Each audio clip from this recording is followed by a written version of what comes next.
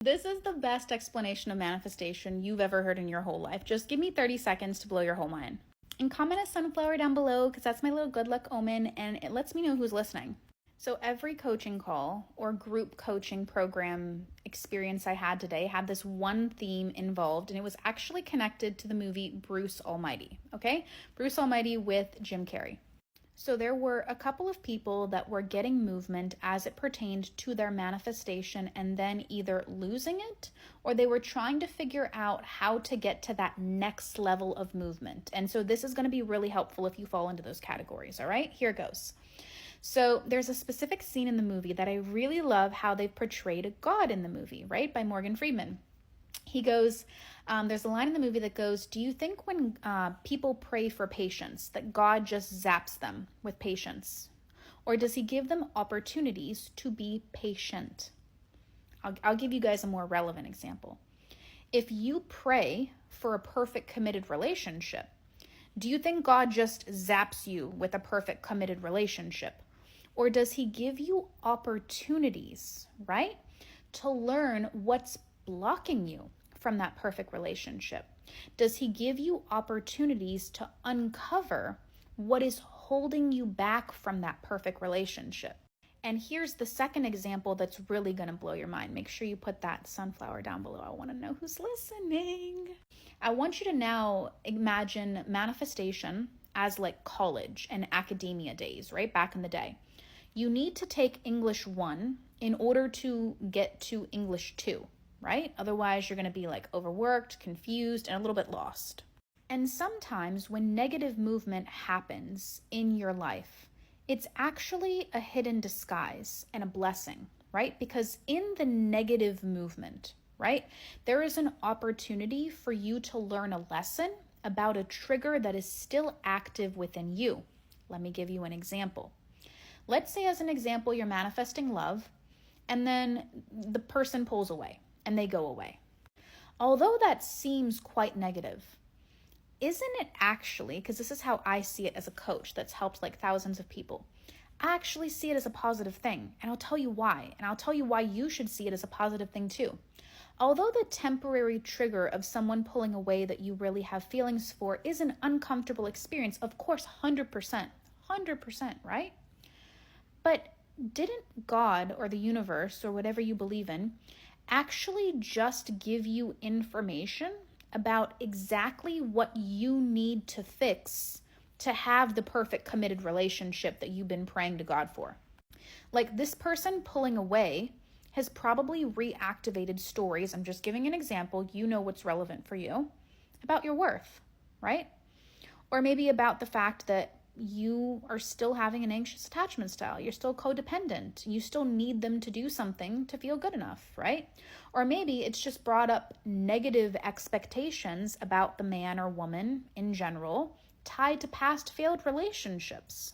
Meaning that when you're praying for this perfect committed relationship, when you're praying for more money, but then you get hit with an unexpected tax bill, I don't know, I'm just pulling something out of my butt here, it's giving you an opportunity to see a trigger that is still present, and God is saying, I need you to work through this trigger so that I can take you to the next level of movement, so that I can take you from English 1 to English 2. But when you don't actually sit and address that trigger and actually dissolve it, when you don't actually do that, God keeps bringing you the same trigger again and again. How many people are stuck with the same trigger happening again and again? It's like there's a certain glass ceiling with your manifestation that you can't really bust through. It's because you're not actually learning the lesson and moving through that trigger. And so God is telling you, if you want to go to English 2, you need to go through English 1, and English 1 being like the trigger. If you don't process this trigger, I can't take you anywhere, and I can't give you anything other than what I've already given you. Remember, and here's the third lesson, make sure you're dropping that little sunflower down below. Maybe for this third lesson, I'm gonna ask you to drop down a dolphin. I like dolphins. I want to hear who's hearing this third lesson. So drop a dolphin emoji down below. Here's the third lesson. I'm just dropping these nuggets of wisdom here. To stick with our whole academia and education example, because I like to speak in those terms sometimes, it works really well for my brain, is imagine manifestation as back in your school days, okay? And imagine that maybe your self-worth represents math and, what you believe about your ability to have what you want represents science, and like just different parts of manifestation essentially being broken down into different subjects, right? So I told my people also on their coaching calls today that if you are working on something that you already have an A in, right? Meaning, like, let's say you're working on your sense of worth, but you already, like, your sense of worth is locked in. It feels solid. It feels like something you're getting an A in. By you continuing to work on your worthiness, when you already are getting an A, quote unquote, if that's how you feel in that subject, there's not that much movement, which is what a lot of people are seeking. They're seeking evidence and movement and their end desire. There's not a lot of movement that can come from making that A into an A+. So I will say this until it is burned into your ears and you hear me in your dreams also, okay? Let me know. Let me know if I've appeared there.